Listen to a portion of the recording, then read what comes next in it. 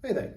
In this video, in the series of looking at the different Power BI deployment models, we're going to take a look at one we don't see too often, the Customer BI model. I think it's really interesting to talk about this because it lets you then extend Power BI beyond the internal corporate landscape to actually helping your customers. So what does it actually do?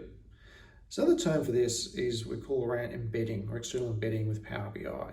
It allows you to enrich your maybe customer-facing applications or portals right now and provide reporting and dashboard capability within that using Power BI. Now this is a great way to allow you to provide this type of functionality because it saves you having to build this yourself in your development team. And so it can really just accelerate the pace for providing capability for reporting and dashboards to your end users. And it does provide really rich control to manage the interface for that and the flexibility to turn this on and scale it, because instead of running this as a per user or a capacity license in the internal in-house models, we now use the Azure Power BI embedded service, so you can scale it up, scale it down, and even turn it off altogether when it's not being used.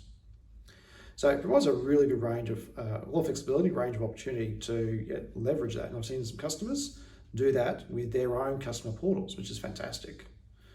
Now, of course, when you've got these extra complexities, there's extra considerations you need to put into this as well.